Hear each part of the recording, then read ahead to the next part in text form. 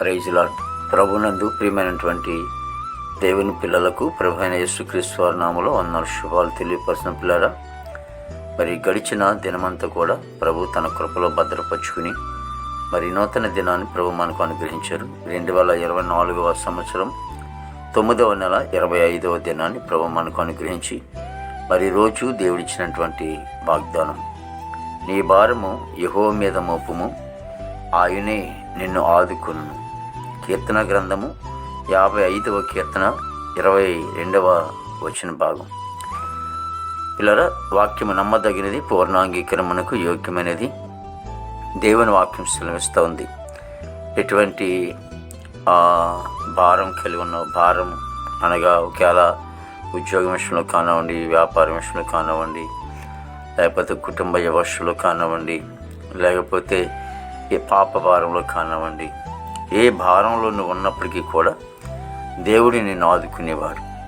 ఒకవేళ పాప భారంలో నువ్వు జీవిస్తూ ఉంటున్నప్పుడు, మరి ఎటు వెళ్ళలేని పరిస్థితిలో ఉన్నప్పుడు ప్రభు నేను పిలుస్తూ ఉన్నాడు. ప్రయాసపడి భారం మోసుకున్న సమస్త జనులారా, నా యొద్దకు నేను విశ్రాంతినిస్తానని. ఎందుకంటే ఆయనే విశ్రాంతి ఇవ్వగలడు. ఈ భూలోకంలో ఏది మనకి విశ్రాంతి ఉండదు, కానీ పరలోకమందే మనకి విశ్రాంతి, నెమ్మదిని అనుగ్రహించేదని లేఖనం సెలవిస్తోంది. అటు రీతిగా పాప భారంలో నువ్వు ఉన్నట్లయితే మరి ప్రభు పిలుస్తూ ఉన్నాడు, నీ భారం యెహోవా మీద మోపాలని. ఆయనే నిన్ను ఆదుకుంటాడు. అనగా పాపాలని తొలగించేవాడు యేసు ఒక్కడని లేఖనం సెలవిస్తూ ఉంది. అంతేకాకుండా కుటుంబ సమస్యలో ఒకవేళ కృంగిపోతున్న మరి సమస్యలులో మరి సతమవుతున్నా కానీ దేవుడి నిన్ను ఆదుకునేవాడు, ఆదరించేవాడు, బలపరిచేవాడు. ప్రార్థన చేసుకుందాం. ప్రేమగల తండ్రి, కృపగల యేసు నీకు స్తోత్రాలు స్తుతులు చెల్లిస్తున్నాం ప్రభు. గొప్ప దేవుడా, ఆశ్చర్యకరుడా నీకు స్తోత్రాలు తండ్రి. జీవాధిపతి అనే తండ్రి నీకు స్తోత్రాలు ప్రభు. ఈ లోకంలో సర్వ ప్రపంచంలో ఉన్నటువంటి ప్రతి మానవుడు కూడా పాపి అని రాయబడి ఉంది తండ్రి.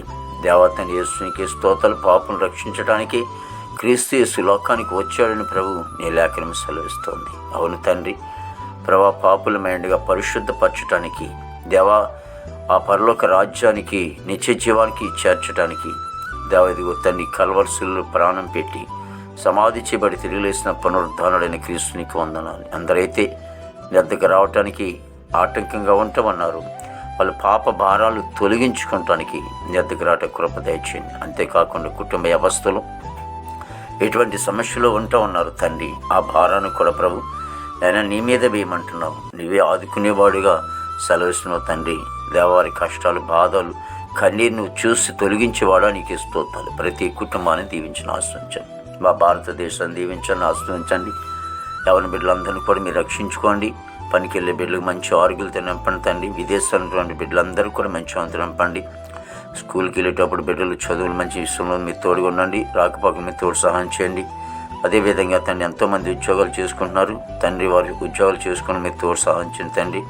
రాకపోకలు మీరు తోడు సహాయం చేయండి. మా దేశ పాడి పండంతా మీరు ఆశ్రయించండి. హాస్పిటల్ రోగులు స్వస్థపరచండి. జైలు ఉన్న బిడ్డలు విడుదల చేయండి. కోర్టు గొడవలు, కేసు గొడవలన్నీ కూడా కొట్టివేసి దేవా ఇదిగో తండ్రి మీరే తోడు నడిపించండి తండ్రి. నీకు స్తోత్రాలు ప్రభు. ఇదిగో తండ్రి ప్రభు యేసు నీకు స్తోత్రాలు ప్రభా. మరి గొప్ప తండ్రి నీకు వందనాలు తండ్రి ప్రభా.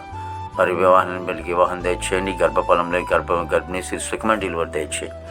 దేవ తల్లి బిడ్డకి క్షేమ దయచేసి ఈ దినమంతా కొన్ని కృప వాత్సల్యం భద్రపరిచిన నామమునకు మహిమ తెచ్చుకోండి. యేసుక్రీస్తు వారి నామములో అడుగుచున్నాం తండ్రి. ఆమేన్, ఆమేన్, ఆమేన్.